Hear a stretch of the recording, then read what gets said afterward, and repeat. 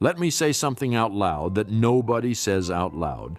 Some people leaving your life is not a tragedy. It's a correction. Not every departure is a loss. Not every silence is emptiness. Not every person who stops receiving your energy deserved it in the first place. And somewhere deep down, past the guilt, past the social conditioning, past everything you were taught about loyalty and forgiveness and keeping people close, you already know this because you've done it. You've cut people off. Maybe one person, maybe several.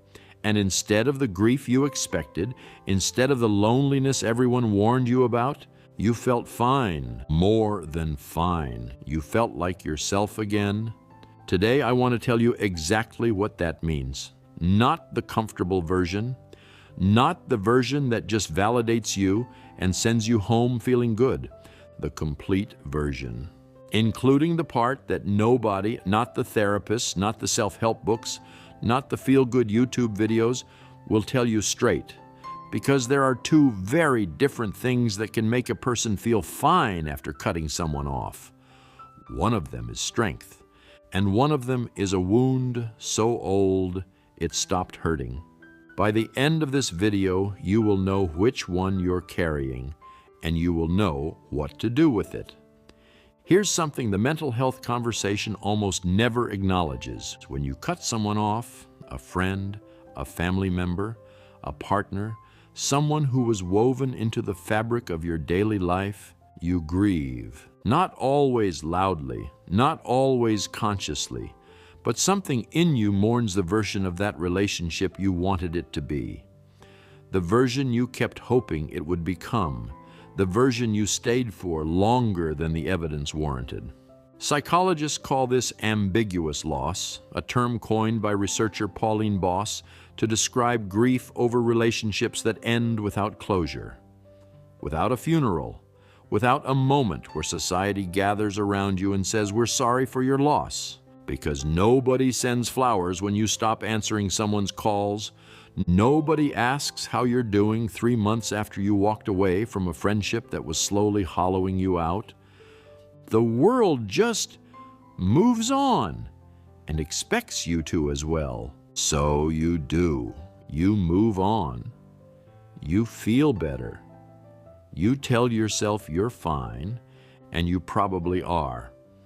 But here's what I want you to notice. Fine and fully processed are not the same thing.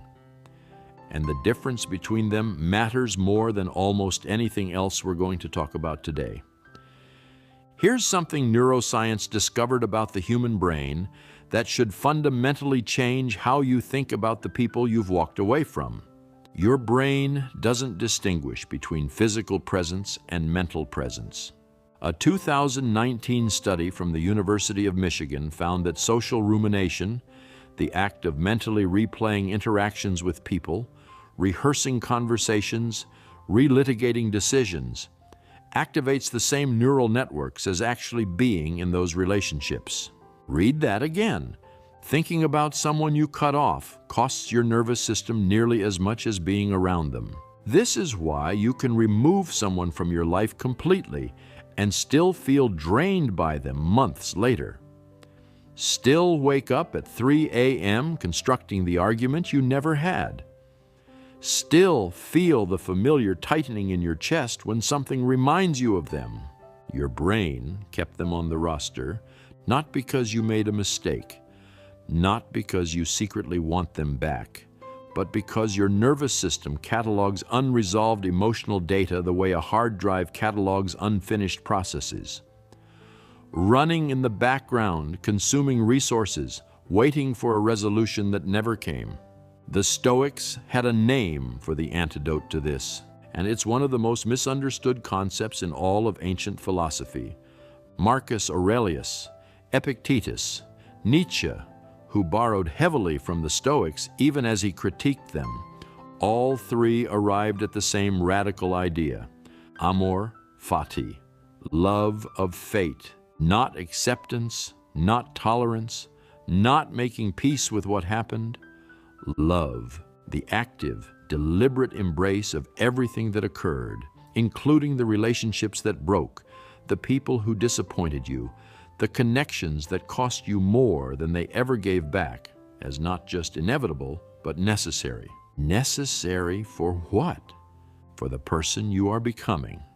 Here's what this means in practice. The friend who drained you for 3 years before you finally walked away, without those 3 years, you don't develop the particular clarity about your own limits that you now carry. The family member whose conditional love taught you that not all love is safe. Without that lesson, as brutal as it was, you don't learn to distinguish between love that builds and love that diminishes. The partner whose chaos forced you to finally choose yourself. Without that choice, you don't know yet that you can choose yourself. Amor Fati is not pretending these things didn't hurt. It's understanding that the hurt was the curriculum, and the curriculum produced you. Marcus Aurelius wrote in his private journal, a journal he never intended anyone to read, that a man should love the fate that shaped him, not in spite of its difficulty, but because of it, because the obstacle, as he put it, is the way. The people who hurt you, drained you, disappointed you, they weren't detours from your path. They were the path. Now, I want to challenge something you've probably been told your entire life, that forgiveness is the destination. That the sign of true healing, true strength, true psychological maturity is the ability to forgive the people who hurt you. And I want to tell you something that most therapists won't say directly. That's half true. And the half that's missing is costing people years of their lives. Here is the distinction that changes everything. Forgiveness and reconciliation are not the same thing. They have never been the same thing. Forgiveness is internal. It's the private act of releasing your own resentment, not for their benefit, but for yours. Because carrying hatred is metabolically expensive, because the anger you hold towards someone who wronged you is a fire that burns your own house down. Reconciliation is external. It's the decision to restore access, to let someone back into proximity with your life, your energy, your peace. These two things are completely separable. You can forgive someone fully, completely, genuinely, and still never speak to them again. In fact, and this is where it gets counterintuitive, sometimes the most profound act of forgiveness you can offer someone is to release them from your life so completely that your healing no longer requires their acknowledgement. You stop waiting for the apology. You stop needing them to understand what they did. You release the verdict entirely. That is not bitterness, that is freedom. And here's where I have to stop and tell you the first thing about yourself that you may not want to hear.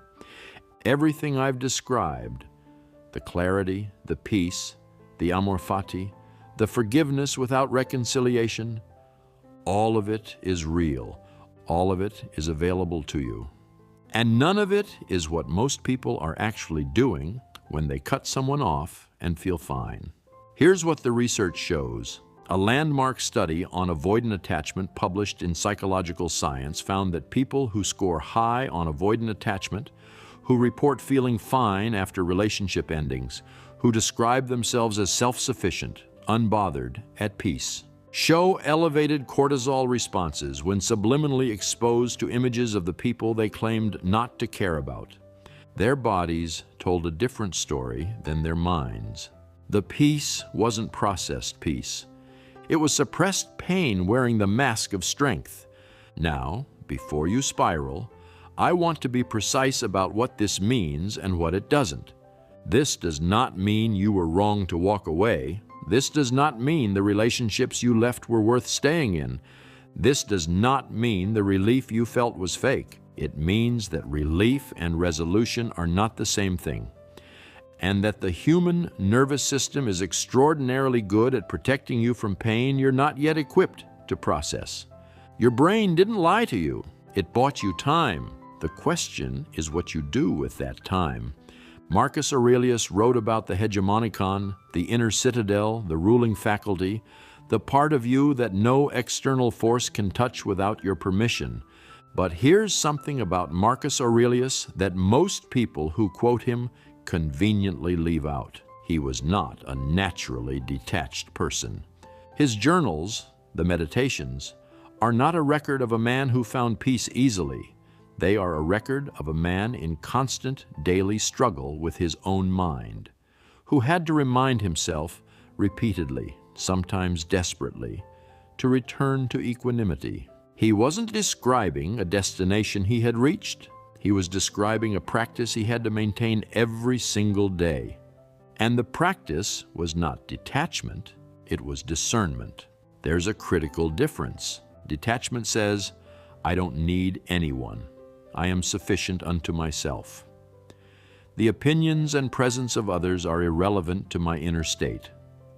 Discernment says, I am highly selective about who earns access to my inner state, because what happens inside me matters, because I take seriously the responsibility of protecting it. One of those positions is a philosophy. The other is a defense mechanism that read a philosophy and decided it was permission. The citadel Marcus Aurelius described was not a prison, it had a gate. And the gate opened deliberately, carefully, on his terms, for the people who deserved to enter. The question worth sitting with is simple. Does your gate open for anyone? Here's the second thing I need to tell you, the thing that lands harder than the first. The research on social rumination, that study about how thinking about people costs your nervous system nearly as much as being with them, it found something else, something almost nobody talks about. The people who ruminated least about the relationships they'd ended were not the people who had processed those relationships most completely. They were the people who had shut down the processing entirely. The absence of rumination is not always peace. Sometimes it's dissociation. Sometimes it's the neural equivalent of a computer that stopped showing error messages, not because the errors were fixed, but because the system stopped trying to fix them. And here's why this matters. The unprocessed relationships you carry, the ones you left without resolution, without understanding why they happened, without extracting the lesson they were trying to teach you, they don't disappear. They become a template. Your nervous system takes that unresolved data and uses it to predict future relationships, to pre-categorize people, to decide, before enough evidence is in, that this new person is like that old person, and to withdraw preemptively, which means the person you cut off 3 years ago might still be determining who you let close today. Not because they deserve that power, but because you never fully took it back. So let me bring this to where it actually matters. You cut people off. You felt fine, and now you know the full picture. Some of what you felt was genuine strength, hard-won clarity, the nervous system of someone who finally stopped accepting less than they deserved. The beginning of a relationship with your own hegemonikon, the inner citadel that Marcus Aurelius spent his entire reign learning to inhabit. And some of what you felt, maybe, was a system that got very good at not feeling. Both of those things can be true at the same time. And the work, the real work, is learning to tell them apart. Here's what that work looks like in practice. It doesn't mean going back to anyone who hurt you. It doesn't mean reopening closed doors. It doesn't mean you owe anyone an explanation or a second chance, or access to a life you rebuilt without them. It means sitting quietly, honestly, without judgment, with the people you walked away from. Not to relitigate the decision was probably right, but to ask, what did this relationship show me about myself that I haven't fully looked at yet? What did it reveal about what I accept, about what I fear, about what I'm still waiting for someone to give me that I need to learn to give myself? That's Amor Fati in practice, not loving the pain, loving what the pain was pointing at. The Stoics believed that the examined life, the life where you turn toward the difficult thing instead of away from it, was the only life worth living. Not because difficulty is noble, but because the alternative is a life spent being unconsciously shaped by things you never chose to look at. You did the hard thing when you walked away. Now do the harder thing. Look at what you're walking toward. Your peace is real. Your clarity is real. Your strength is real. And it deserves to be built on a foundation you've actually examined, not just a silence you've learned to live in. The child who grew up too fast, the one who learned Avoidant before they had language for it, that their needs came last, who became the emotional caretaker of the adults around them, who developed a maturity that everyone admired without anyone asking what it cost. And the question that video is going to ask, is the self-sufficiency you're so proud of today actually strength? Or is it the coping strategy of a child who learned that needing people was never safe? One last thing. There's a question you may have asked yourself but never truly dared to answer. That strength you're so proud of, that ability to handle everything, to never break, to be the one everyone leans on, what if it isn't strength? What if it's the survival strategy of a child who never got the news that the war was over? In the next video, we answer that question completely, without holding back, because you deserve a real answer.